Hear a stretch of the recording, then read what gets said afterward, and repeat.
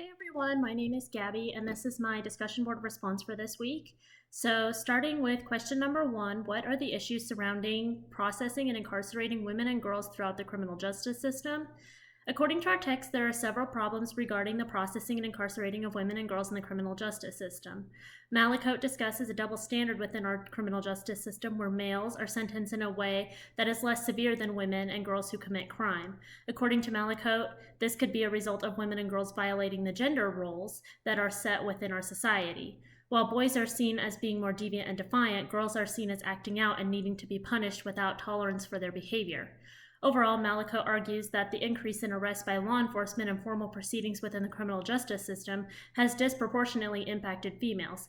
This double standard goes for cases involving sexual acts as well. Young women are often placed in detention facilities for engaging in sexual acts where they were consensual. Rather than the system attempting to help the young female, they are blamed. Malicote discusses that these women often result to crime such as prostitution, when they run away from bad situations at home. Rather than the criminal justice system helping the youth, they are processed, incarcerated, and released back onto the streets for further victimization. Furthermore, bootstrapping is becoming a tool for prosecutors and the courts to use, which is a practice of institutionalizing females based on status offenses. Often the girls were on probation or parole and are introduced back into the detention or custody of the state as a result of a status offense. Net widening is also an issue within the criminal justice system and females. According to Malicote, this is the practice where programs that were supposed to help divert the youth from crime introduces them into the system. Lastly, a major problem with incarcerating women is the unique needs they have when they're in custody. Gender-specific programming has been used to help address the needs of girls and women, but in reality, many of the facilities are not equipped to handle the issues that some of the females may have. For example, high-risk pregnancies and mental health problems are common in these women who become involved in the criminal justice system and end up incarcerated, but these facilities that they're placed in are not set up to help the individual effectively handle their problems. For question number 2, based on the readings regarding the nature of female offending, do you think it is important that girls and women receive treatment that is geared towards their unique problems? Why or why not? Based on the readings and understanding that the nature of female offending, it is important for girls and women to receive treatment that is geared towards their needs because oftentimes they are underlying causes to their behavior that landed them in the criminal justice system in the first place. Such as Malicote discusses the 1992 reauthorization of the Juvenile Justice and Delinquency Prevention Act, stated there needs to be gender-specific services because female offenders have specific needs, just like I talked about before. One major note in looking at gender-specific programs and their significance is that there is often a victimization history within the females who are offending. Therefore, rather than just seek to punish the female, counseling and focusing on the trauma experienced by the individual needs to be addressed, with placement being an option for sentencing. Such as I discussed in the last question, and Malicote discusses at length, girls often run away from home to escape situations that are harmful. These programs need to address the issues that come from this, such as sexually transmitted diseases as well as teen pregnancy. However, with a female offender, whether it be a youth or an adult, they're going to be different than the male offender. Female offenders are different from each other as well, and the programs need to be tailored to fit the individual rather than a one-size-fits-all approach, as Malicote explains.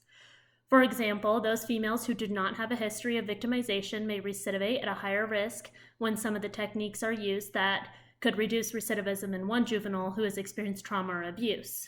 Overall, certain factors within the lives of these individuals will influence the ways in which the girls and women respond to certain programs. All in all, Malicote argues that the best success to long-term results comes when not only the female is supported and helped, but her family is also introduced and helped as well. And for the last question, how are women processed in other countries throughout the criminal justice system?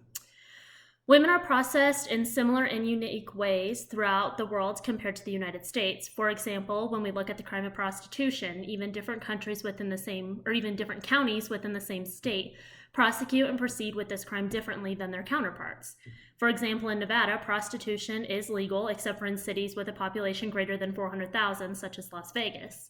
This is intended to provide more safety to the females engaging in this behavior as they can be monitored both physically and health-wise. However, in several other states, the act of prostitution is still illegal, and the female will become involved in the criminal justice system if caught. Other places, such as the Netherlands, Wales, and Australia also have laws decriminalizing the act of prostitution. However, such as Malicote discusses, even though this was an attempt to keep the girls safe, it is often found that brothels pay little attention to the rules set for them and are more focused on the privacy of their clientele rather than keeping their girls safe and in good health. In addition, in cases of human trafficking, it is defined as the second largest criminal act and fastest growing enterprise in the world. Often in other countries, women are shamed for these acts, such as sex trafficking, and may be killed by honorary killings. Malicote discusses that these killings will take place in a form of dishonor to the family. This also includes cases where the victim was sexually assaulted or in other forms rather than just sex trafficking.